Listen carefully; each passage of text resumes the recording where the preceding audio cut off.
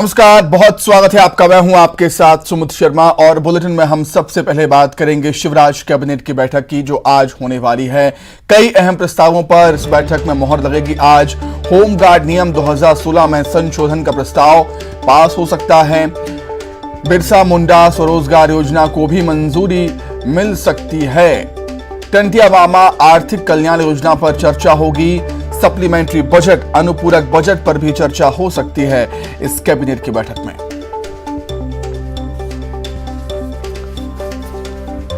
तो राजधानी भोपाल में शिवराज कैबिनेट की अहम बैठक आज होने जा रही है। सुबह करीब 11 बजे बैठक होगी। कैबिनेट के सभी मंत्री इस बैठक में मौजूद रहेंगे। कई अहम प्रस्तावों पर मोहर लगेगी। कई अहम प्रस्तावों को मंजूरी मिल सकती है, जिसमें होमगार्ड नियम 2016 में संशोधन का प्रस्ताव है। बिरसा मुंडा स्वरोजगार योजना को भी मंजूरी मिल सकती है। टंटिया मामा आर्थिक कल्याण योजना पर भी चर्चा हो सकती है। और मॉनसून सत्र, विधानसभा की मॉनसून सत्र में सरकार अनुपूरक बजट पेश करेगी और उसी अनुपूरक बजट पर भी इस कैबिनेट की बैठक में चर्चा हो सकती है।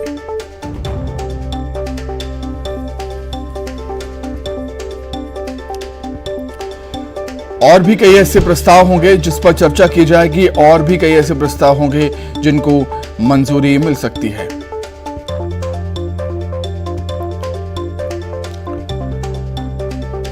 विधानसभा के होने वाले अगले सत्र में राज्य सरकार सप्लीमेंट्री बजट ला सकती है और इसी सप्लीमेंट्री बजट को लेकर चर्चा होगी। कैबिनेट की बैठक में सप्लीमेंट्री बजट पर भी चर्चा। अनुसूचित जनजाति विशेष परियोजना के प्रस्ताव को भी हरी झंडी मिल सकती है। बिरसा मुंडा स्वरोजगार योजना, टंटिया मामा आर्थिक कल्याण योजना। ज्यादा जानकारी के लिए सीधे राजधानी भोपाल का हम रुख कर लेते हैं। सहयोगी अनुराग श्रीवास्तव इस समय हमारे साथ जुड़ गए हैं। अनुराग, महत्वपूर्ण कैबिनेट की बैठक और कई ऐसे अहम प्रस्ताव होंगे जिनको मंजूरी मिल सकती है। कौन कौन से प्रस्ताव हो सकते हैं अनुराग? वो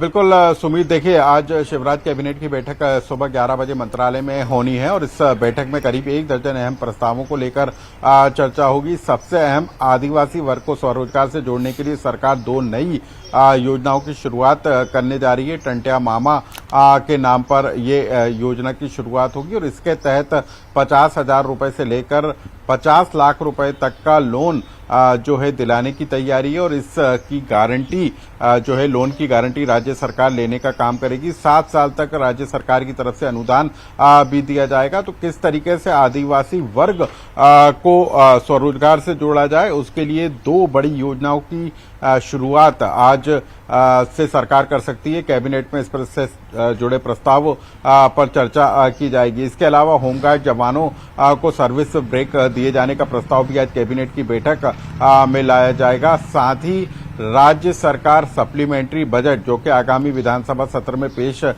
होना है, उस सप्लीमेंट्री बजट पर भी आज कैबिनेट की बैठक में चर्चा हो सकती है। तो कई महत्वपूर्ण विषय हैं जिनको लेकर आज कैबिनेट की बैठक में चर्चा होनी है। लाडली लक्ष्मी योजना, प्रोत्साहन योजना, उसके तहत कॉलेज में दाखिला लेने पर 25,000 रुपए की राशि देने का प्रस्ताव जो है आज कैबिनेट की बैठक में लाया जा सकता है। तो कई महत्वपूर्ण विषय हैं जिनको लेकर आज कैबिनेट की बैठक में चर्चा होगी। ठीक है अनुराग, आप हमारे साथ बने रहिएगा। कुछ और खबरों पर भी आपसे हम जानकारी लेंगे। तो महत्वपूर्ण कैबिनेट की बैठक आज मंत्रालय में 11 बजे से। आगे बढ़ते हैं। भोपाल से बड़ी खबर है, पीसीसी चीफ कमलनाथ का दिल्ली दौरा। केंद्रीय नेताओं के साथ वो मुलाकात करेंगे दिल्ली दौरे पर। तो पीसीसी अध्यक्ष कमलनाथ आज दिल्ली के दौरे पर हैं। केंद्रीय नेताओं के साथ उनकी मुलाकात आज होनी है। कांग्रेस के आला नेताओं से भी उनकी मुलाकात होगी। केंद्रीय नेताओं से भी उनकी मुलाकात होगी। पीसीसी अध्यक्ष कमलनाथ आज दिल्ली दौरे पर।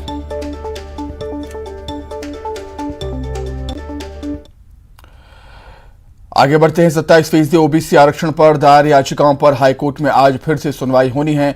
ओबीसी आरक्षण के पक्ष में दायर याचिकाओं पर अंतिम सुनवाई की शुरुआत कल से हुई है। कोर्ट ने विभिन्न पक्षों को सुना और फिर सुनवाई आगे बढ़ाने के निर्देश दिए।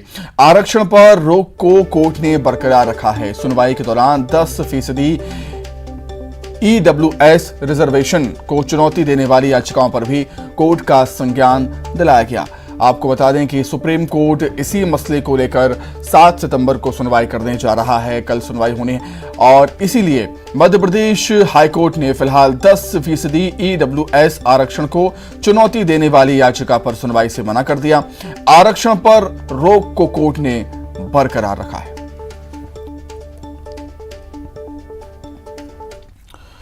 आगे बढ़ते हैं राजधानी भोपाल से खबर, जहां पर कलेक्टर भोपाल ने निर्देश दिया है खाद्य विभाग को। कलेक्टर भोपाल ने निर्देशित किया है अखबार मैगजीन में नाश्ता देने पर कार्रवाई होगी। अखबारों पर लगी स्याही से शरीर को नुकसान होता है। लोगों से भी प्रिंट वाले कागज पर नाश्ता ना करने की अपील की है।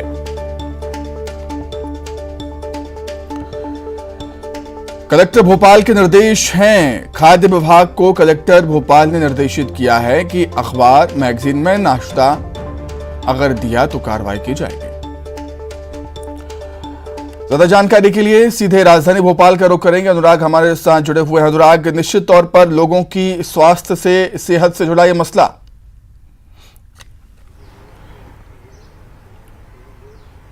बिल्कुल सुमित, देखिए राजधानी भोपाल समेत प्रदेश भर में जो ठेलों और होटलों पे जो नाश्ता परोसा जाता है वो या तो अखबारों में या फिर मैगजीन के पन्नों पर नाश्ता परोसा जाता है और उसमें जो स्याही होती है वो ही नाश्ते के साथ शरीर के अंदर जाती है और स्वास्थ्य के लिए वो बेहद हानिकारक मानी जाती है। और यही वजह है कि भोपाल कलेक्टर ने अब आदेश जारी किया है कि यदि इस तरीके से कोई भी अखबार या फिर मैगजीन के पन्नों पर नाश्ता देता हुआ नजर आएगा तो उसके खिलाफ कार्रवाई की जाएगी। साथ ही लोगों से भी इस बात की अपील की है कि वो इस तरीके से यदि कोई होटल या रेस्टोरेंट वाला कोई इस तरीके से नाश्ता परोसने का काम करता है तो उससे दूरी बनाने का काम करें, उससे परहेज करने का काम करें, क्योंकि ये बेहद स्वास्थ्य के लिए बेहद खतरनाक होता है। तो इसके जगह जो प्लेटें आती हैं या फिर पत्तों से बने हुए जो दोने होते हैं उनमें जो है नाश्ता परोसा जा सकता है। तो कुल मिलाकर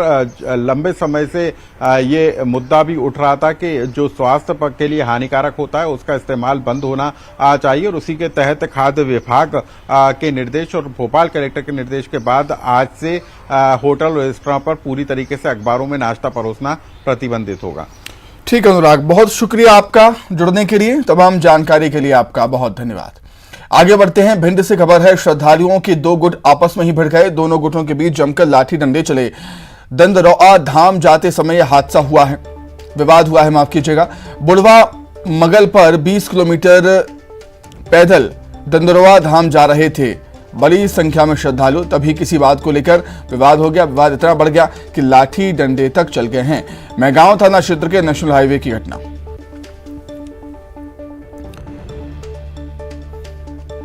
विवाद का वीडियो भी सामने आया है। तस्वीरों में देखिए किस तरीके से श्रद्धालु एक दूसरे पर लाठी डंडे बरसाते हुए नजर आए। दंदरौआ धाम जाते समय यह विवाद हो गया। बुढ़वा मंगल पर 20 किलोमीटर पैदल दंदरौआ धाम जा रहे थे ये श्रद्धालु। आगे बढ़ते हैं, सीएम शिवराज बालाघाट के राम पायली स्थित डॉक्टर केशव बालीराम हेडगेवार के पूर्व निवास स्थान पर पहुंचे। यहां उन्होंने डॉक्टर हेडगेवार द्वारा किए हुए कार्यों और क्रांतिकारी गतिविधियों की जानकारी ली। मुख्यमंत्री ने संस्कृति विभाग के वरिष्ठ अधिकारियों को डॉक्टर हेडगेवार के स्मृति को अक्षुण्ण रखने के संबंध में आवश्यक निर्देश दिए हैं। सीएम ने मीडिया से चर्चा करते हुए कहा है कि डॉक्टर हेडगेवार की स्मृतियां, कार्यों एवं उनकी प्रेरणा को अक्षुण्ण बनाए रखने के लिए स्मारक बनाया जाएगा। वहीं मुख्यमंत्री ने संघ से जुड़े वरिष्ठ पदाधिकारियों से सौजन्य मुलाकात भी की। इसके बाद सीएम प्रसिद्ध बालाजी मंदिर में पूजन अर्चन करने के लिए गए। मंदिर की ऐतिहासिकता के बारे में भी उन्होंने जाना।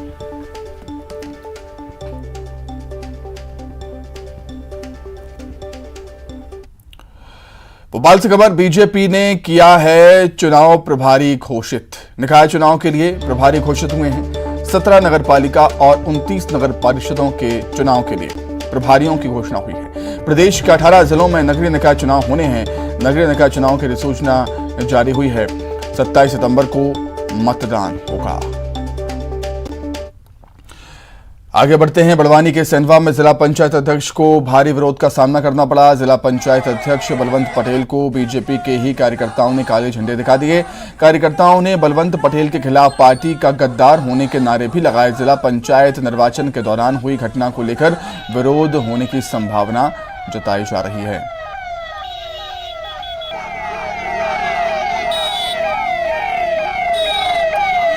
जांगलिया ने हमारे थाने पर आकर रिपोर्ट की है कि आज हम जनपद जिला अध्यक्ष के काफिले के साथ में जा रहे थे। हम सबसे पीछे थे और कुछ लोग हमारी गाड़ी को रोक लिए और गाड़ी में से हमें ज़बरदस्ती गाली गलौज किया और जाति सूचक शब्दों से अपमानित कर हमारी गाड़ी में तोड़ फोड़ किया, जिसकी रिपोर्ट पर से हमने अपराध पंजीबद्ध किया है।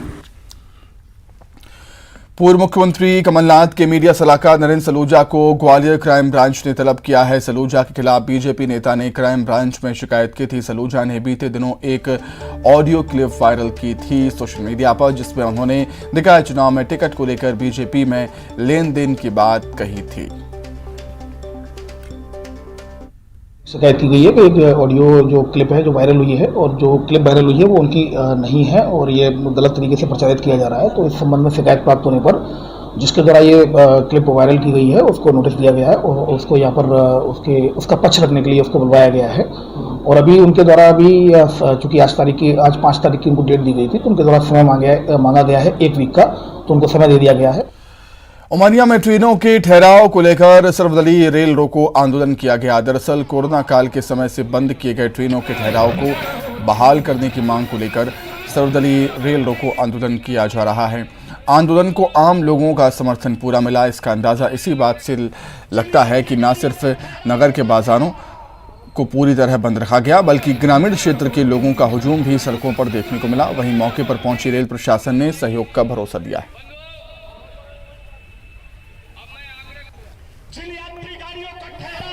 तो निश्चित ही रूप से तकलीफ दे है।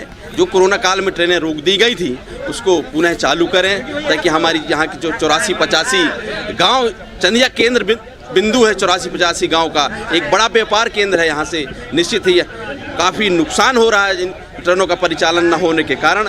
तो रेल प्रबंधन से निवेदन है, प्रार्थना है कि जो अभी क्रमिक भूख हड़ताल जो जारी है उसको आगे न बढ़ने दिया जाए, उसको समय रहते आप ट्रेनों को परिचालन रोका जाए, जिससे यहाँ के स्टेशनों में चंदिया रोड में ट्रेनें हमारी रुकें।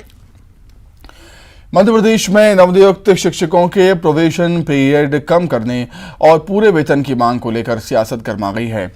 कांग्रेस ने सरकार पर निशाना साधते हुए कहा कि एक ओर सरकार शिक्षकों के सम्मान की बात करती है, लेकिन उनके काम के बदले उन्हें वाजिब दाम नहीं मिल रहा। तो वहीं बीजेपी ने कांग्रेस पर पलटवार करते हुए कहा कि शिक्षकों की सबसे बड़ी हितैषी बीजेपी ही है। कांग्रेस की कमलनाथ सरकार में महिला शिक्षकों तक को मुंडन करवाना पड़ा था और वो अपमानित हुई थी। आपको बता दें कि नवनियुक्त शिक्षकों ने मांग की है कि उन्हें 100% सैलरी दी जाए। करते होंगे चिराग घरों को रोशन, हम वो लोग हैं जो घर के चिरागों को रोशन करते हैं। तो मान सम्मान के साथ अगर हम बेहतर मन से काम करें तो उसके लिए ज़रूरी है कि पूर्ण वेतन मिले, और हमें जो 3 साल की हमारी जो परिवीक्षा रखी गई है उसे पूर्व की बात 2 वर्ष किया जाए। तो इस प्रकार जब हम चित्त से प्रसन्न रहेंगे, खुश रहेंगे और हमें पूर्ण वेतन मिलेगा तो हम इस प्रदेश का जो भविष्य है बेहतर ढंग से गढ़ पाएंगे। उन्हें 100% भुगतान किए जाने की बात थी, जो कल 70% पर आकर टिक गई है। यदि सरकार कर्ज बोझ में दबी हुई तो अपने विज्ञापनों को, अपने चेहरे चमकाने में पैसा कम खर्च करे। इन शिक्षकों को तो पैसा दे जो इस महंगाई की मार सहते हुए मुख्यमंत्री जी के दीदार करने आए थे और वहाँ भी धोखा और झूठ परोसा गया। भारतीय जनता पार्टी ने जितना सम्मान किया है शिक्षकों का, जितनी भर्तियां किए हैं, कांग्रेस में दम होता तो आज परिस्थिति देश की कुछ और होती। मंडला जिले में पुलिस की लापरवाही के चलते एक बार फिर ग्राम पंचायत पंडरे में खूनी संघर्ष हुआ, जहां पुरानी पंचायत के प्रतिनिधियों और नई पंचायत के प्रतिनिधियों और उनके समर्थकों के बीच जमकर लाठी डंडे रौट चले। इस खूनी संघर्ष में दोनों पक्षों के करीब 1 दर्जन लोग जख्मी हो गए हैं, जिनका इलाज सिविल अस्पताल और जिला अस्पताल में किया जा रहा है। लगातार बढ़ रहे विवाद को देखते हुए ग्राम पंचायत पंडरे में धारा 144 लागू कर दी गई। नैनपुर से प्रतिवेदन प्राप्त हुआ था कि अतिक्रमण हटाने के संबंध में दो पक्षों के बीच कुछ विवाद हुआ था और आपस में मारपीट हुआ था, जिसके कारण सांप्रदायिक सौहार्द की भंग होने की आशंका थी। इसलिए वहाँ पे सांप्रदायिक सौहार्द और शांति व्यवस्था बनाए रखने के लिए 144 लागू की गई है, जिसमें 5 से अधिक व्यक्ति एक साथ एक स्थान पर इकट्ठे नहीं होंगे। सड़क पर होने वाली दुर्घटनाओं में हर साल हजारों लोगों की जान चली जाती है। बात करें एमपी की तो यहां पर हर साल रोड एक्सीडेंट में 12,000 लोगों की जान जा रही है। मौत के इस आंकड़े को कम करने के लिए स्टेट की police training and research institute ने IIM इंदौर से डेटा साझा किया है और इसके बाद IIM इंदौर एक्सीडेंट को कम करने के लिए पुलिस को ट्रेनिंग देगा। पुलिस विभाग में एजुकेशन मॉडल भी लागू किया जाएगा और सड़क को सुरक्षित बनाने पर भी ज्यादा फोकस किया जाएगा।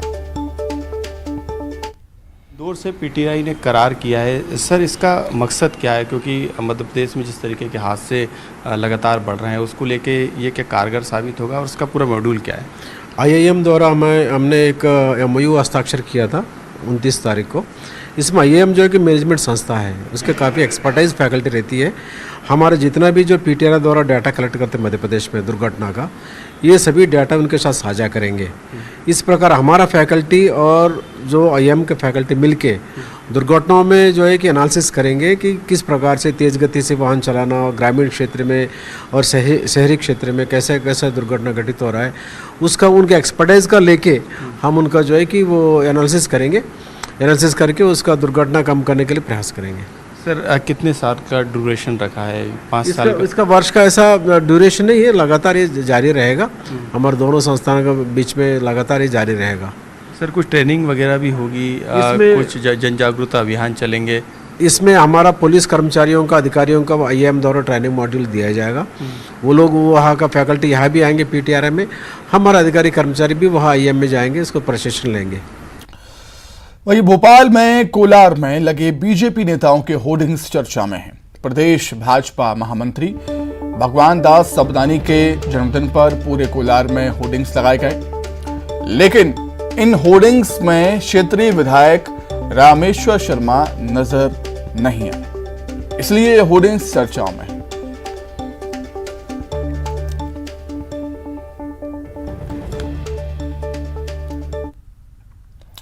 शिक्षक दिवस के मौके पर ग्वालियर से एक ट्यूशन टीचर का एक ऐसा क्रूर चेहरा सामने आया जिसे जानने के बाद हर कोई हैरान है। ट्यूशन टीचर ने होमवर्क ना करने पर 8 साल के मासूम को लोहे की रॉड से इतना पीटा कि वो बेहोश हो गया। मामले की शिकायत मासूम के परिजन ने थाने में की, जिस पर SSP अमित सांघी ने निर्देश के दिए और तत्काल FIR दर्ज कराई। दरअसल शहर के बलवंत नगर में रहने वाले योगेंद्र राणा अपने बच्चे को GK की तैयारी कराने के लिए 4 शहर का नाका स्थित टीचर योगेश श्रीवास्तव के पास भेजते थे। जब बच्चा ट्यूशन पढ़ने गया तो टीचर ने होमवर्क पूरा न करने को लेकर बच्चे को डांटा।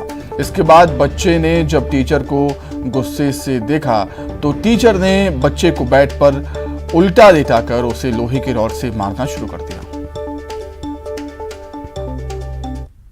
ये एक थाना विश्वविद्यालय क्षेत्र में रहने वाली एक महिला ने रिपोर्ट की 2 दिन पूर्व कि उसका पुत्र, जो कि हजीरा थाना क्षेत्र अंतर्गत 4 शहर के नाके में एक कोचिंग में पढ़ने जाता था और उसको होमवर्क मिला था और होमवर्क में जो भी कमी रह गई हो उसके कारण वहाँ के एक शिक्षक ने इसको काफ़ी मारा है और उसके पीठ में मारने के निशान दिखाई दे रहे हैं। इस पे से इसमें FIR मारपीट की और साथ ही धारा 75 एवं 82 किशोर न्याय अधिनियम की दर्ज की गई है और इसका मेडिकल करा के इसमें अग्रिम वैधानिक कार्रवाई की जा रही है।